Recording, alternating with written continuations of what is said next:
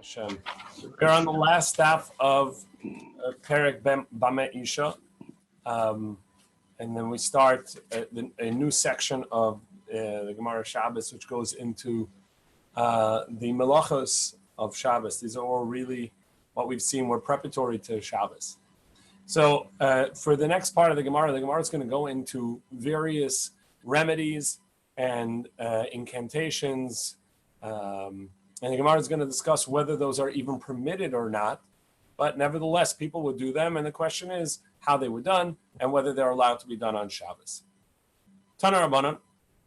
So we're about 15 lines from the bottom of Samach Vav Amid Beis. Tana Rabbanan Yetzim Bevan Tekuma. Allowed to go out with a stabilizing stone. So people would wear a necklace if they were having miscarriages in order to maintain the pregnancy. So you're allowed to wear that on Shabbos. It's a charm on your on a necklace, and you're allowed to wear it. Not only with the Evan Tekuma, with the stone, but even something that was weighed on a scale, and the balance of the scale was the stone. It also works. And it doesn't have to be that she's already miscarried once, and therefore she wants to maintain her pregnancy. She can wear it just even though she's never miscarried, just in case she may. And she's not even pregnant. Because maybe she will be pregnant and she'll lose it. So she's allowed to wear it. People would wear the stone, and therefore it's a piece of jewelry, and you're allowed to wear it on Shabbos. Amar Aviyemar Marshalma Mishmeda Abaye Vahudi Chavin. This that you can wear something that's that when the Evan Tekuma was you balance on the scale is only if it actually weighed the same amount. But if you have to take some off or add on in order to make it weigh the same, that wouldn't have the effect of the Evan Tekuma. What about if you weighed something with that which was weighed equally to the stone? Does that work or not? Takeaway doesn't know. Abaye says another remedy in the name of his mother. Le'eshta, for somebody that has a fever. Bas Yom, if it's the first day of the fever, Lishkul Zuzi Chivra, so you should take a new coin. And you should go to the salt pits. And basically, off the ocean, they would have pits and let water run in. And the sun will dry it out, and therefore there would be salt deposits. So in those pits, you should go there, milcha, and you should weigh out with this new coin some salt. And he should wrap it up in the Beit Savarit, and he should wrap it up on the fold by the neck opening of the garment. So basically, just wrap it into the fold of the neck, the seam of the garment, of the neck opening. Benira barka, and he will tie that there with a twine of animal hairs. V'iloi, and if that he can't do that or he doesn't have that, lesav aprosha drachim. You should sit at a fork in the road. Chazi shumshamana, the gamla, when he sees a large ant, the darimadi that carries something, lishkale, you should take that ant that's carrying something, and you should put it into a copper tube, and seal it with lead. And then 60 other seals, and Rashi says doesn't mean 60 seals, but use other seals, wax seal and tar and whatever else. And you should shake it and you should carry it, and you should say to the ant that's in this tube, in this metal tube, to unach alai, that which you're carrying is on me, but to unai Allah, and that which I'm carrying, meaning my fever, Allah should be on you. Well, if that's the case, maybe this is already been done, and so somebody had found this, and so it passed his fever on to the ant. And when you say what you're carrying should be on me, maybe this ant is already sick. Or maybe you're going to pass it on to someone else. My package and yours are upon you. And if you can't do that, you should take a new jug, and go to the river, and you should say to the river, lend me a jug of water for my travels. So he's taking some water and borrowing water from the river, because I gotta go on the path. I gotta go on the road. Then he should swing it 7 times over his head, and pour it out behind him. And he should say, river, river, take your water. The obviously that you gave me, the orcha de ikla li b'yomei asa b'yom azal. Because the path that you gave me and the day it came and the day it went, in other words, my fever should go on the same day. These are the incantations that Abaya's mother taught Abaya to do for a fever of one day. Amar Ravuna says, what about a 3-day fever? So we're on Samach Zayin Amar Aleph at the top now. Le'eshta tilsa laisi shiva silvi meshiva dikli. He says that you bring 7 berries, 7 dates, but young berries from 7 palm trees, and 7 splinters from 7 different beams, and 7 pegs from 7 bridges, and 7 ash. Well, I assume it means either piles of ash or spoonfuls of ash from 7 ovens. V'shiva afra meshiva sinri, and 7 dirt, 7 earth from 7 hinges. So their hinges used to be at the bottom of the door and the top of the door. It'd be a peg sticking out, and the peg above and the peg below is what the door would spin on. And so in the ground, and their doors and their houses were really in the earth, and so straight on the earth. They didn't have a wood necessarily. Even if they did, the peg would go into the ground itself, and so every time it turned, it would dislodge some dirt from the ground. So if you took out the door and you went into the hinge hole, where that peg would deposit, there was some dirt. So take 7 from there. Meshiva kufri, meshiva armi, and take 7 tar, 7 pieces of tar from 7 boats. Meshiva buni kamuni, and 7 cumin beans or granules, and then meshiva bini medikah the kalbasalva, and 7 hairs from the beard of an old dog, and again wrap these in the seam of the neck opening of a garment with this twine of animal hair. Usually we don't get into much of this, but it's Lag BaOmer, day of the Torah being made spread to everyone with Rabbi Akiva and his students.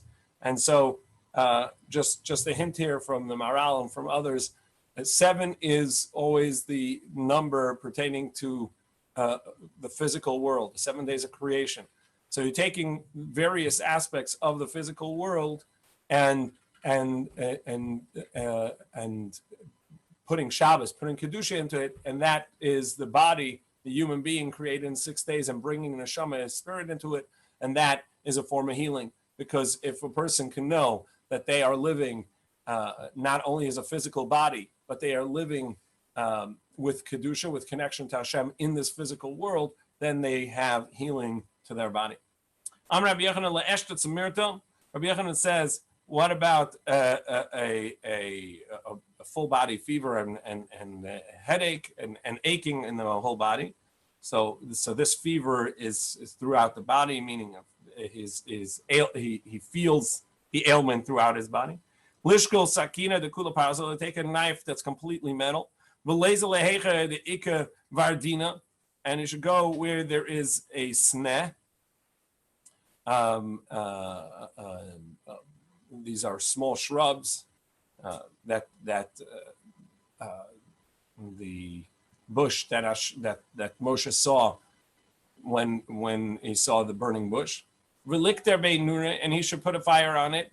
Nura, sorry, relikter be nura barka, and he shall burn up this thread, this animal here. Yom Kama, and the first day that he burns up this animal here, there, lachrik beporta, he should make a little etch in the wood. V'leiman, he should say, Vayera malach Hashem balavas eish, that the angel of Hashem was seen to him in the midst of the fire, mitoch hasneh, in the midst of the sneh. Lamachar, and that over there it says, behold, the sneh was burning in fire, but the sneh did not become consumed by the fire. The next day, Lichrak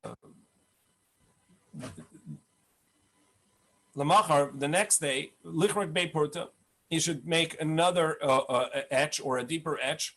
V'leiman, he should say, Vayoma Moshe Asurano. So Moshe, the next pasuk, Moshe said, Asurano ve'eres amara gadol hazeh madua lo yivar hasneh. Let me go see why the sneh is not being consumed by the fire. What about the lamachar, the third day? Lachrik beporta, you should etch again or deeper. V'leiman, you should say, the next pasuk, Vayera Hashem, Vayara Hashem kisor liros, vayikra elav elokim et chasneh. Hashem saw that he turned to see the sneh. He took notice, and that in and of itself is the strength of the person of Moshe, that he was able to notice, and not only notice, but to take notice and to act on it. And then Vayomer Moshe Moshe v'yameini, Hashem called out to him. So he's saying these because he is burning up with fever. He should say this as well. Why didn't he also say, why didn't he also say, don't come close to the fire? In other words, don't let the fire come close to your body. They should also say, the first verse, and Moshe said, let me turn to see. And the second day, Hashem saw that he turned. On the third day, Hashem, that Hashem said, I'll take Rabbi, don't come I'll take Rabbi, don't come closer. In other words, don't let the fever come to me.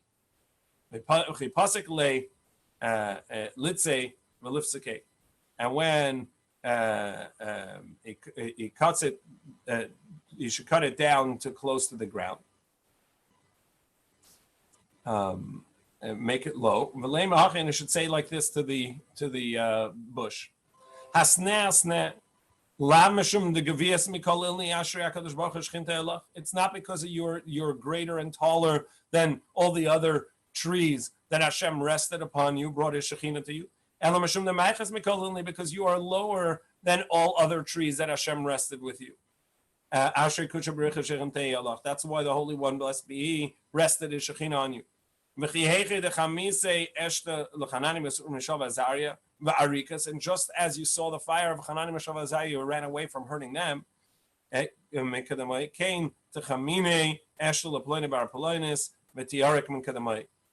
and therefore you should see my fire and run away from it. And he says his name, the son of his mother's name, as we saw yesterday, that anytime you pray for somebody that's ill, you say their name and their mother's name. This is different than what we saw in the Gemara in Brachas, which said that you shouldn't mention a person's name, but that's only when you're praying for them where they are, and the Kollel themselves can say their name. Again, a little bit about this, the recognition that a person's illness is not only a physical illness, but it's a spiritual illness as well that allows for their physical body to get ill. There's some disconnect from Hashem and the Torah, and going back to the original source of seeking Torah and seeking Hashem. So the connection to Moshe and the Sneh, and the recognition that if only we were looking out for the signs from Hashem, if only we were looking out for more light from Hashem, this would dissipate. And so we say the tefillah that the ailment go away as well. La simta, for simta, which is a type of shchin, a type of boils. So Lemach should say like this: buzz bazye. It should be greatly bizoyon, mocked, or Michael, what's a good word for bizoyon? Shamed?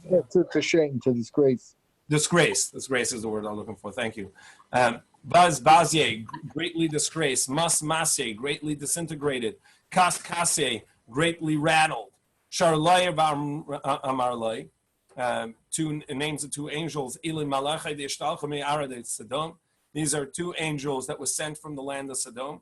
The antithesis to Torah, the antithesis to relationship with Hashem. And Rashi says, even though that these angels don't come from Sodom, but nevertheless, the idea of that we're leaving Sodom in service of Hashem, and therefore it'll heal shchin that hurts. And then using the word before for disgrace and shame, bazich bazich baz bazich, shame, double shame, triple shame, as it were. Mamas masich, and also disintegrating, double and triple. Kamon kamech enayich bech enayich bech, and like me, like you, my eyes are on you, and your eyes are on me. Asrich bech zarich kekolit. Your place is where it is, and that and what could develop of this ailment, of this blister, should be locked in where it is.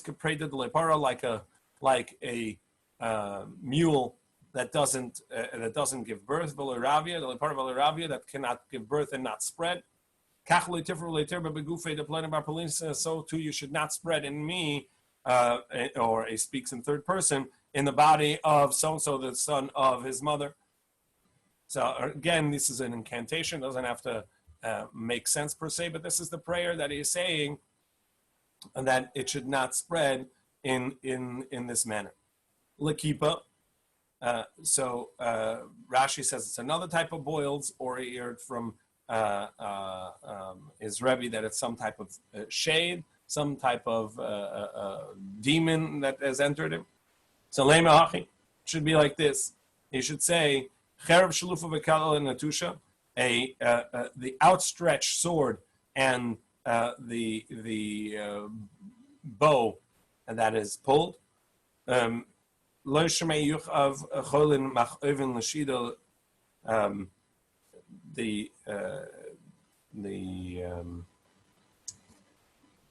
The name of these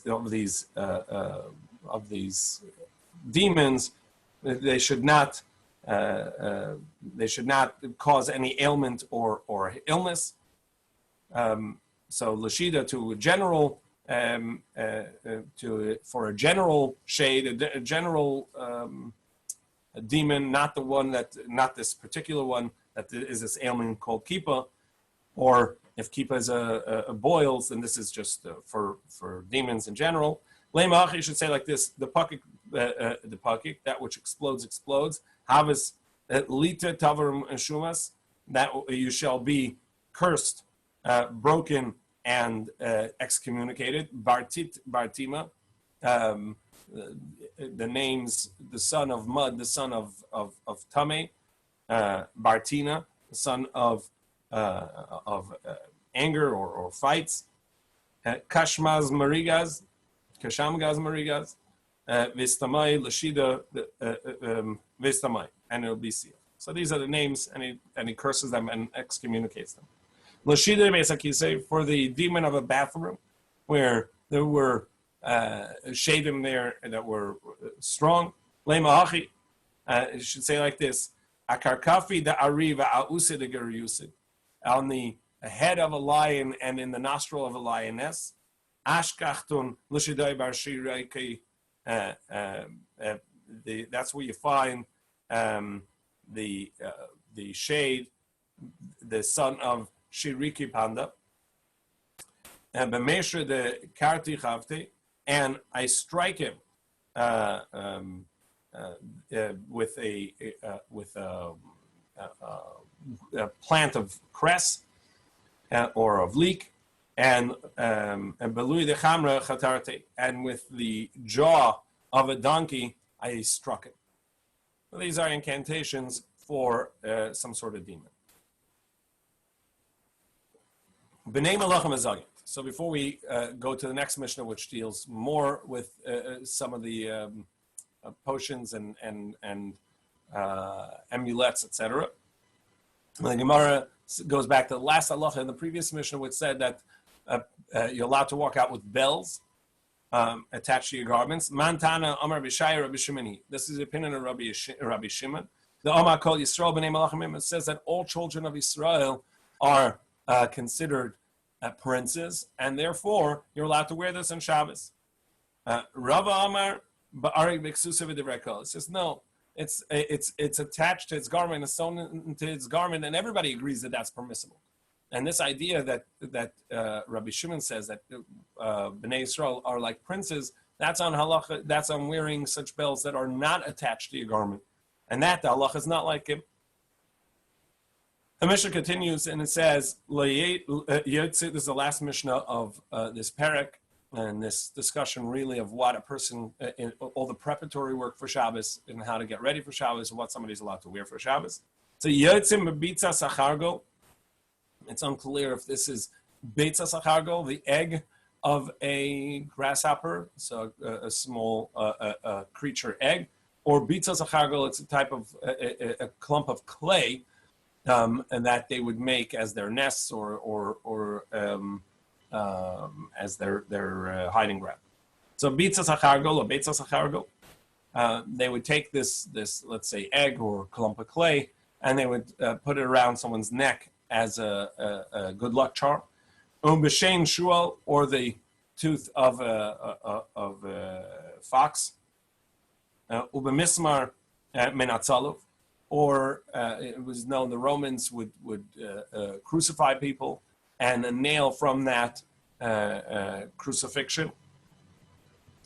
Nothing to do with Christianity, but people would take a nail from the crucifixion as a form of good luck or healing.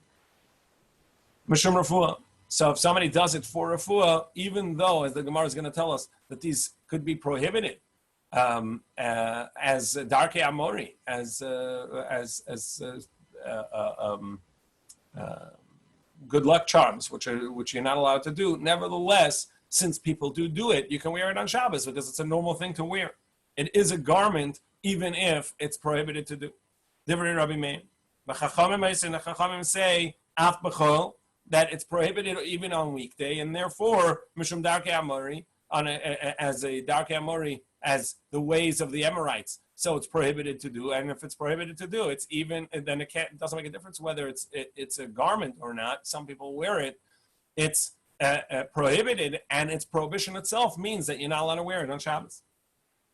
The Rishonim ask, what about other garments like that are prohibited to be worn? Is that going to be carrying? Somebody wears shatnez on Shabbos.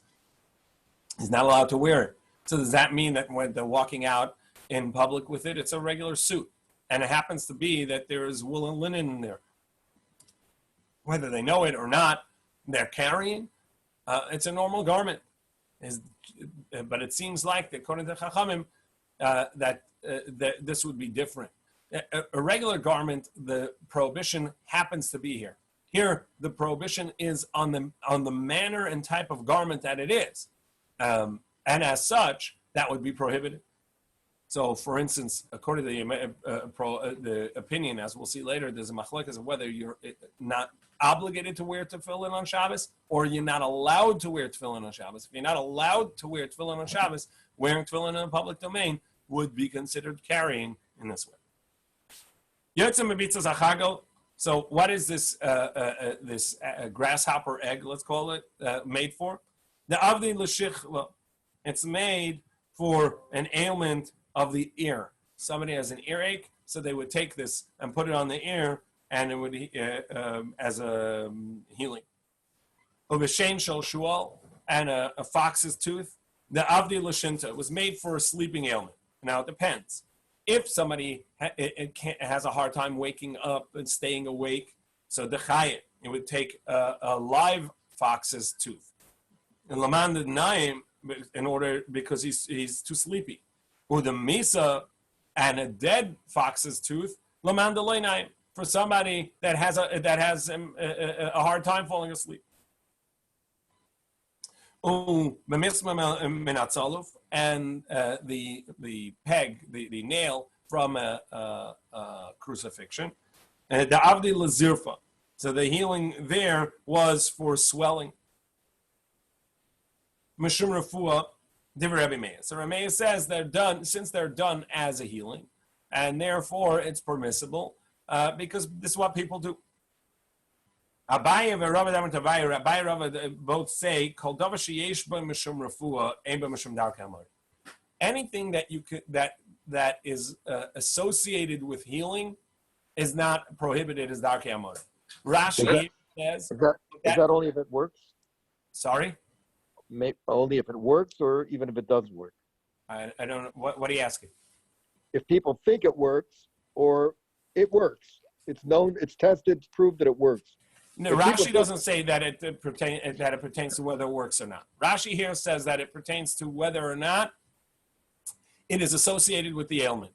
So Rashi says if it's a potion, if it's a cream, if it's something that you can connect it to the ailment, something that has no connection to the ailment itself, you can't visibly perceive how that's going to help. It's not something you ingest. It's not something you put on the ailment. It's something disconnected to it. It would not work. Some take this Rashi to say as far as, let's say, there's foot massages that can help your headaches, and that kind of therapy would be prohibited as darkei hamori. Others say no, anything you're doing to the body is not going to be darkei hamori. Now Rashi here says, however, in the next line, ha'ein bo mishum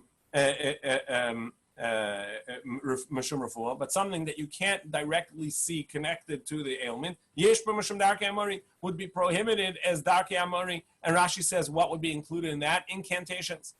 Incantations seem not to be connected to the ailment itself, and therefore prohibited. Other Rishonim disagree with this Rashi, and they say no, that incantations are a form of tefillah. You're praying to Hashem. You're saying it in a manner pertaining to mystically pertaining to it, but it's a tefillah to Hashem, and therefore it is permissible, but only if it's well known to be working. But an incantation that does not work, generally, you're not allowed to do. It's only if it has a known, and people say it, and they seem to feel that it works. Of course, it would not be a scientific way of working. This would be a form of tefillah, and therefore you're allowed to say it. I think, Michael, maybe you're referring to that, the Rishonim that say that anything that works, you're allowed to say. But I was just wondering, anything associated with foot could be like a bunch of nonsense also. So, I mean, that's what I was asking. Yes. If it has no, the way Rashi says it and the Rambam say, that if you cannot make an association between what's being done and the ailment, that would be darkei hamori. I think we're going to get into superstition. So knock on wood or spit 3 times or all this kind of thing. All those things are prohibited as Darkei Amori, for sure. Right. That's not a question. Knock on wood happens to be a Christian thing, but even the ones that are not pertaining to particular Avodah Zarah it's going to be prohibited on account of that it's a superstition. It has no meaning or no effect on anything. Any type of good luck charm is going to be prohibited as Darkei Amori. The Torah says, you're not allowed to follow their statutes, as opposed to some of the things we'll see soon, which are real idolatry, mentioning the name of an idol, or things that are prohibited as lo tanachashu. The Torah says you're not allowed to feel superstitious based on something that happens. You crossed a black cat, so you don't want to do business today. You say, because I'm going to have bad luck in the business. That's prohibited as lo tanachashu. You're not allowed to do a nichush, which is associating an occurrence with something. I'll tell you a story. My father, when he moved into his first house, so somebody told him move in on Tuesday or Friday, because in the creation story, Tuesday and Friday, it says ki tov, for Hashem saw it was good twice. It says double ki tov, it was good. So move in on Tuesday or Friday. So he went to ask his Rav.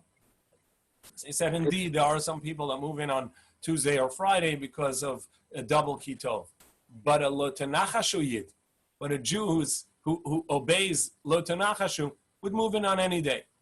In other words, don't make things more auspicious than others, because it's a very fine line between having bracha and going into nachash. But that's not our sugya here. Here it's a little different than nachash, which is this feeling auspicious or inauspicious based on an occurrence or a date or something going on. Rather, here it's Darkei Amori doing something to create a good luck, like a good luck charm, wearing something, doing something. Just that's what I was asking again. I'm just so like, if let's say there's some whatever remedy, everybody swears by it. Charles says there's not one empirical study that shows one person who ever got help by this. This is just absolute nonsense. It doesn't do anything. There's no medical basis for it. There's no scientific basis, no empirical basis. It's baloney. So is it still Darkei Amori, or is it still because people hold by it and think that it's a refuah, even though it's not. So if it's something like a medicine you take, okay, I'm going to throw out, let's say, homeopathy, and any medical person, almost any medical person tells you that it's insane, right? Okay, but I'm just ingesting something. If it helps, fine. If not, I get the placebo effect maybe, and Shalom Yisrael. It's fine. There, I think it's associated with the ailment. I'm taking a medicine. Maybe it's the wrong medicine. Maybe it's a placebo. It doesn't do anything. But I'm taking a medicine, so I'm ingesting something for the sake of. That's a potion. The potion may work. The potion may not.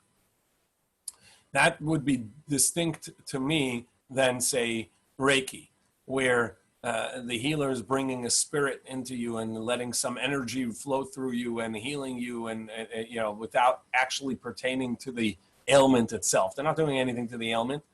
I think Reiki is probably Darkei Amori, probably prohibited from a Torah midoraisa, and taking homeopathy would just be, from a scientific side, foolish. From maybe a placebo effect or whatever, fine. That would be the distinction, I think. It has to visibly be connected to the ailment. So when you ingest something, that pertains to the ailment, just like any other medicine. It looks like refuah. It looks like it's what I'm doing looks like a medicinal act. It may be a totally impotent medicine, but it looks like a medicinal act. That's permissible. I'm trying to take medicine. I'm taking a weird medicine, non-functioning medicine, taking the wrong medicine for the wrong ailment. It doesn't make a difference. That's all medicinal. Doing something, taking a fox's tooth so that I can fall asleep is not medicinal. That's Darkei Amori. So Gemara says, how can you say that anything that's not medicinal is prohibited? Because of Darkei Amori, what about this? A tree that's losing its fruit, sukra, besikra, you can either paint it red, or you can put rocks on the roots. So if you're going to put rocks around the base on the roots, that's in order to weaken the tree, so therefore there'll be less fruits, and you're hoping that less fruits will mean more juices to the fruit, each fruit that is there, and it'll last longer and won't fall off. But the putting a red X on it, that seems like Darkei Amori, so why are you allowed to do it? What healing are you doing? The Gemara says, no, you're not doing healing. You're marking it as a sick tree so that your neighbors will know and pray for you. People will see it. For him, like we learned that someone has a tsaras, let's call it leprosy. Somebody has a metzora. So what does he do? He announces, "Tame tame yikra, I am tame, I am tame." He has to let his ailment, his pain, be known to others. So others will daven for him and pray for him. That's the reason for that. Amar Avina kamantalinan kuvsi bedikla. So according to whose opinion are you allowed to hang a cluster of dates, not from that tree, you're hanging a cluster of dates onto a palm tree that isn't giving fruit? Like this opinion that we just said. Because again, you're putting it there for people to pray and say, look, oh boy, it's not producing fruit. He has to hang other fruit on there in order for it to look productive. So one of the students, when it was his turn to speak, spoke in front of the Rabbi Chia Barav and Amalei, and he said, Kulu isbu mishum Darkei Amori. All of these incantations and all these remedies are Darkei Amori and prohibited. Besides for Levad Mehani. Besides for this, because we see it works, and therefore we do it. Somebody has a bone stuck in his throat. Maybe he brings more meat or more of that same bone of that animal that of the meat he just ate. He puts it on his head. He should say like this: Chad chad nachis bola bola nachis chad chad. Either one at a time, or the sharpness the point came down. Swallow, swallow, let it go down. The point. So it's an incantation, and aim by mishum Darkei Amori, and there's no Darkei Amori in that because it works. La'adra, and for a fish bone stuck in the throat, le'mahachi should say like this: Nin atzta kamachat, you pierced like a needle. Nin alta, you got locked up. Katris, like a shield. Shia, you're smooth, and you'll go down. We turn the page to Samach Zayin at base, and then Umar is going to say some of other incantations that are prohibited.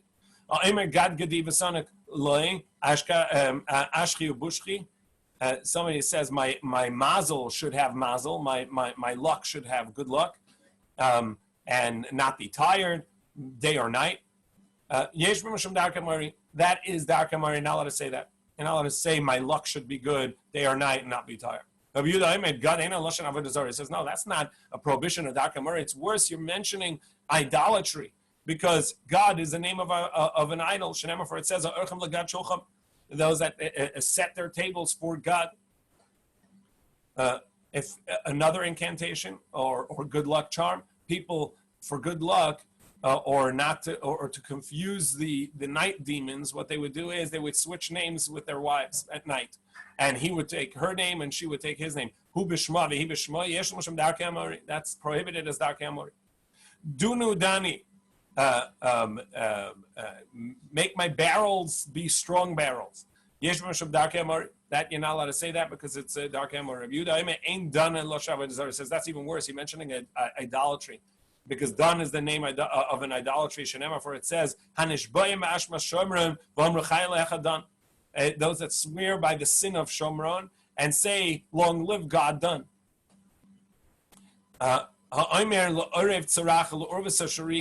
Somebody either is speaking to a raven and says a crow, or he says about ravens that this is a statement incantation. He will say ravens crow and a female ravens call. And turn your tails back to good. That also is prohibited as dark amori. Whether